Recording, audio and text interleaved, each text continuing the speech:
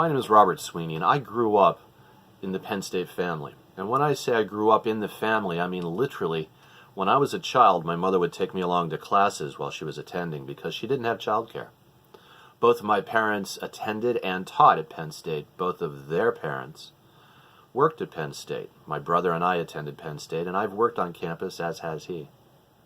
When I say that I'm part of the Penn State family, I mean literally I grew up there.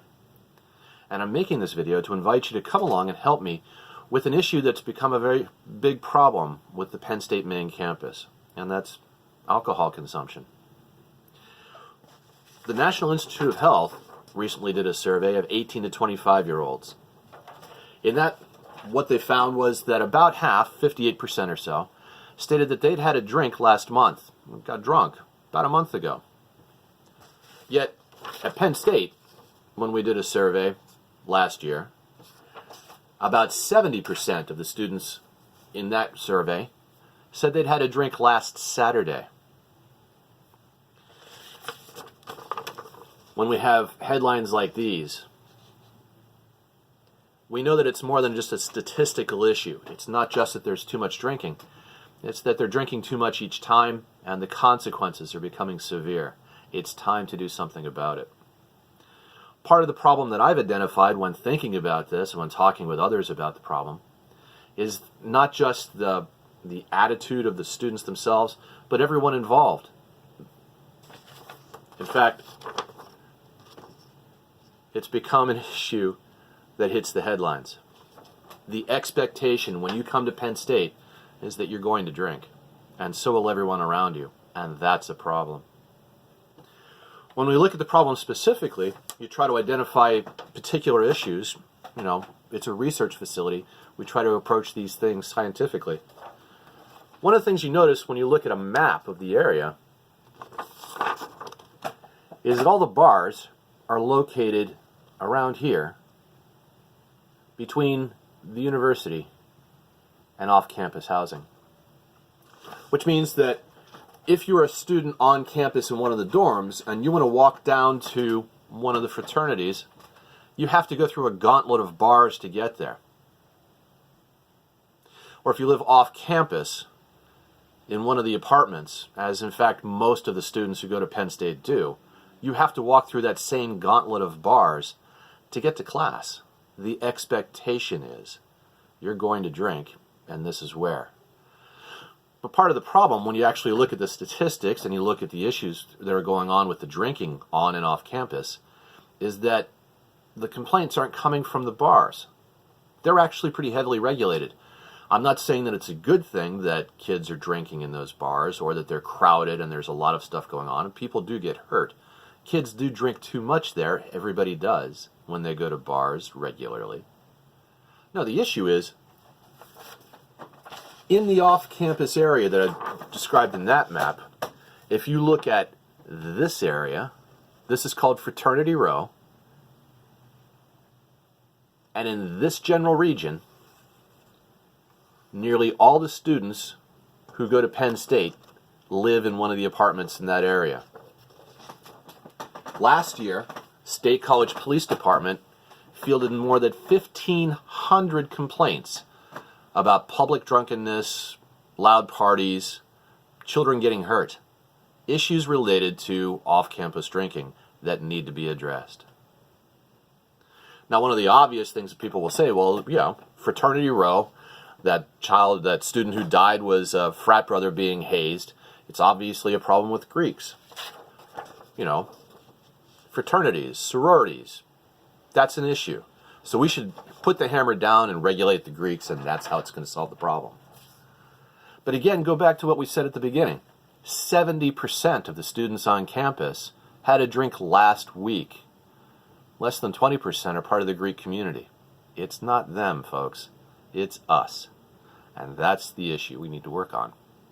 If we're going to do something to prevent this kind of abuse of alcohol among our students, among ourselves, within our family, we need to change our perception about the way we think about who we are, what we do for fun, where we go.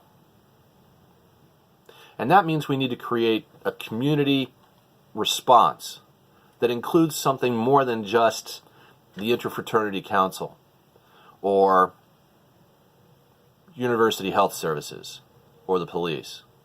It needs a group response that involves us all. And that includes, because we are Penn State, some of the wealthiest and most powerful people on earth. When we create a response to a problem like this that is actually effective, we have to involve people like that in the background, not necessarily in the headlines, but bringing their expertise and their money and their connections to the problem to make the difference that will actually show years down the line. Penn State has a remarkably successful program for raising money.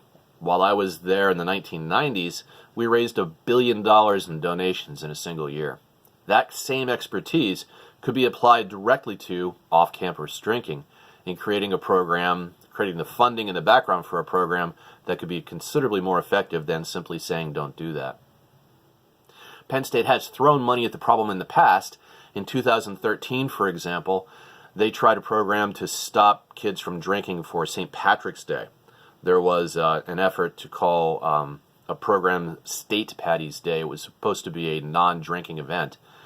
And the problem with that was there really wasn't a lot of entertainment. It wasn't fun. And so State Patty's Day became a bar crawl. So Penn State's response, because it made sense, sort of on the face of it, sure. They went to the bars and offered to pay them not to serve the kids. In fact, Penn State threw $180,000 at the problem, and those bars collected $180,000 for not serving drinks. And Penn State students got drunk anyway. Hundreds of them. 50,000 students on campus, and it was difficult to control the campus that year. St. Patrick's Day was a rousing success, and throwing money at the problem in that way isn't the solution. But it does require connections. It does require support. It does require help. And Penn State does have the connections to make those things happen.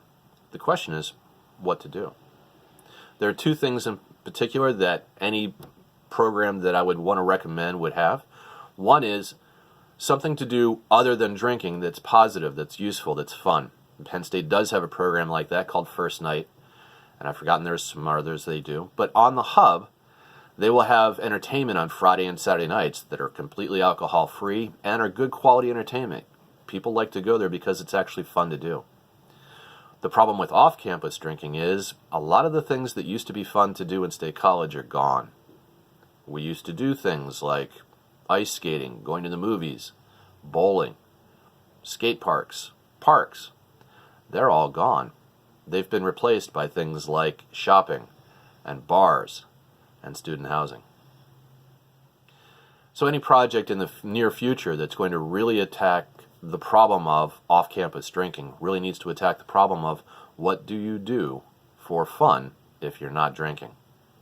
And that's where that map of the campus actually helps, because if you look on the other side of the university, it's lots of open, empty ground that the university could help create fun zones and things to do with. Another thing they can put forward that's not cash, but very helpful and valuable.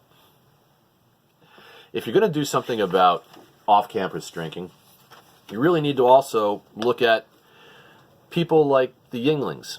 These are the oldest brewery in America. They're based in Pottsville. It's the Yuengling family. And one would say, well, how can they help with students stopping the drinking, or a prevention program for off-campus drinking? Well, keep in mind, the Yuenglings also make ice cream. And Yuengling ice cream would have no problem with supporting an off-campus fun activity that encouraged kids to do things without drinking. So, to just sort of sum it up, if we're going to do a prevention program, we need to work with the alumni and the Alumni Association, because, in my belief, the alumni are a major part of the problem in creating off-campus drinking issues. We need to work with the Greek community, but not focus on them specifically. We need to work with all the university facilities, and we need to work with local businessmen to create zones where things are fun to do other than drinking. And I think in a prevention program like that, we'll find some legitimate success. And perhaps images like these that have been popular on the internet from Penn State can turn into images more like these. Because remember, we are Penn State.